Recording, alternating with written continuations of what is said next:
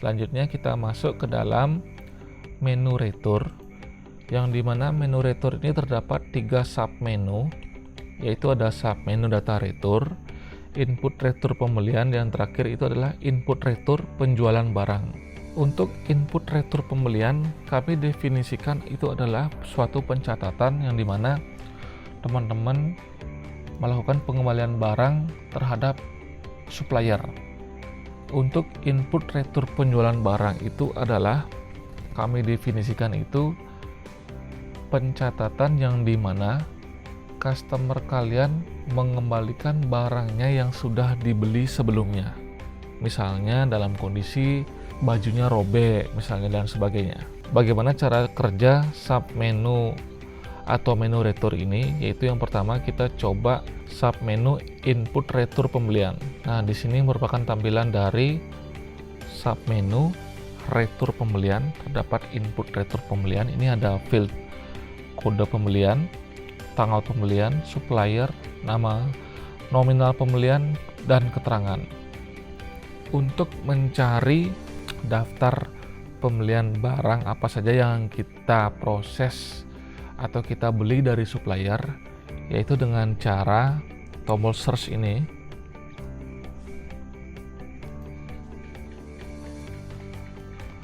Nah, ini merupakan kode pembelian barang terhadap supplier. Jadi kita klik action. Setelah kita klik action, maka dari itu akan otomatis muncullah dia kode pembelian adalah sebagai berikut. Tanggal pembeliannya, nominal pembelian sudah berhasil semuanya diisikan pada field ini. Selanjutnya kita tekan tombol submit. Maka dari itu akan otomatis muncul pada submenu data retur, yang dimana di sini berisikan kode retur, kode sumbernya, kemudian tanggal returnya. Nah, ini ada kolom action terdapat print. Ini merupakan invoice untuk retur pembelian barang dari supplier. Sekali lagi teman-teman bisa di save dalam bentuk PDF atau di print. Selanjutnya kita akan membahas submenu input retur penjualan barang. Di sini ada tampilan dari input retur penjualan barang. Misalnya customer ada yang mengembalikan barang karena baju yang dibeli itu robek, misalnya adalah sebagai berikut. Jadi kita cari di tombol search ini. Ternyata Mbak Vivi tadi dia membeli baju, ternyata bajunya itu setelah dicek robek. Maka dari itu Mbak Vivi akan mengembalikannya ke distro pakaian, kemudian di checklist. Kemudian di sini keterangannya adalah retur customer. Setelah field ini semua berisikan, maka dari itu klik tombol submit. Selanjutnya akan masuk dia ke dalam submenu data retur, yaitu yang ini. Jadi perbedaannya itu adalah pada sumber ini. Jadi ada penjualan barang dan pembelian barang. Pembelian barang ini ke supplier, penjualan barang ini dari customer. Tentunya ini bisa di print dalam bentuk hard copy dan bisa di save dalam bentuk PDF. Nah, jadi itu kurang lebih tadi bagaimana menu retur ini bekerja pada sistem aplikasi distro pakaian. Selanjutnya yang terakhir kita masuk ke dalam menu laporan. Menu laporan sendiri terdapat 3 submenu, yaitu yang pertama submenu history, data rekap harian, dan terakhir itu data log user. Pada submenu history terdapat lagi, di dalam submenu history terdapat ada data laporan penjualan, data laporan pembelian, data laporan pemutihan, dan terakhir itu data laporan temuan. Nah, jadi pada laporan ini sangat lengkap sekali, jadi teman-teman tidak perlu bingung-bingung lagi untuk mencari misalnya data laporan penjualannya berapa, data laporan pembelian dari supplier berapa, kemudian laporan pemutihan berapa, dan terakhir laporan temuan berapa. Jadi ini semua sudah terekap pada history laporan ini. Misalnya contoh yaitu data laporan penjualan. Jadi misalnya untuk tanggal 17 September sampai dengan tanggal 17 September kita submit. dari itu akan muncullah data customer atas nama Dea telah membeli dengan total pembelian barang di tempat kalian sebesar 105.000.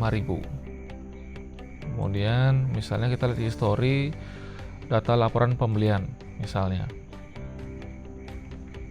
tanggalnya sama, misalnya ini tanggalnya bisa kalian ganti ya. Nah, gantinya gampang sekali, tinggal klik di sini. Kemudian di submit akan muncullah sebagai berikut. Ini merupakan tampilan dari pembelian barang terhadap supplier. Selanjutnya laporan pemutihan, kemudian di submit. Nah, ini adalah tampilannya. Dan yang terakhir itu laporan temuan. Nah, ini merupakan tampilannya. Kemudian kita akan membahas menu data rekap harian. Oke, di sini tampilan sub menu data rekap harian, kita submit. Nah, misalnya tanggal 18, jadi otomatis kita ganti ke tanggal 18. Misalnya tanggal 1 bulan 8, kita ganti ke tanggal 1 bulan 8. Kemudian submit. Nah, ini merupakan tampilan dari rekap data harian transaksi, semua transaksi yang telah terjadi di distro usaha baju kalian. Nah, jadi di sini semuanya terdaftar, mulai dari transaksi penjualan barang, transaksi retur penjualan barang, transaksi pemutihan, dan transaksi temuan. Nah, jadi ini semua tampilan rekap data hariannya sudah ada semua di sini rekapannya, dan tentunya di sini teman-teman bisa print dan bisa save ke PDF. Nah, ini adalah tampilan hard copy-nya. Rekap data harian sebagai berikut, dengan tentunya ada nominal, quantity, dan lain sebagainya ada di sisi kanannya. Kita save PDF.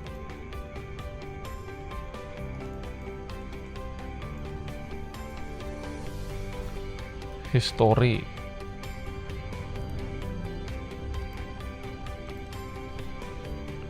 Ini merupakan tampilan dari rekap data harian untuk di tanggal 17 September 2020. Nah, jadi ini teman-teman bisa di print atau bisa di save dalam bentuk PDF. Dan yang terakhir kita akan bahas submenu data log user.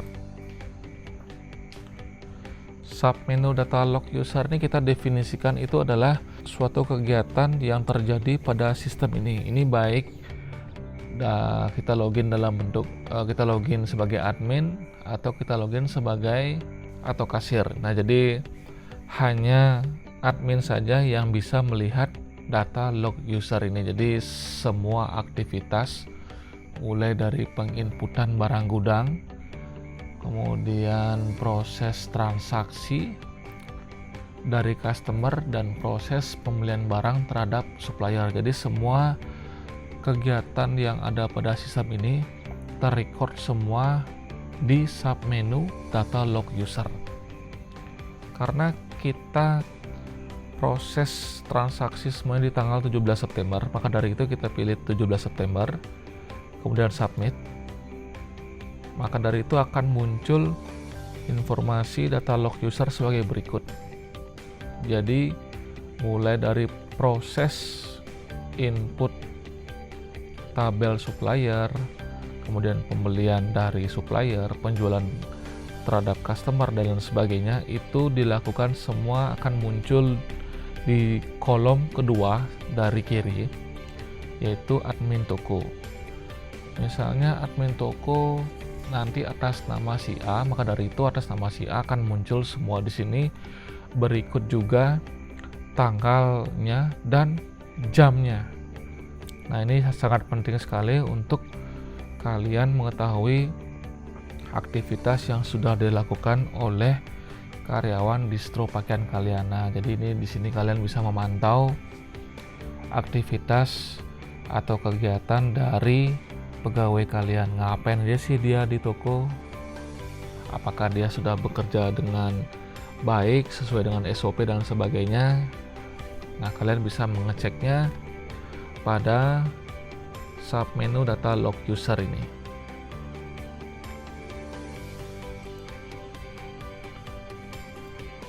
Selanjutnya, dan ini yang terakhir, dari semua transaksi yang terjadi per hari ini itu akan muncul di beranda dari sistem aplikasi distro pakaian ini. Nah, ini merupakan tampilannya.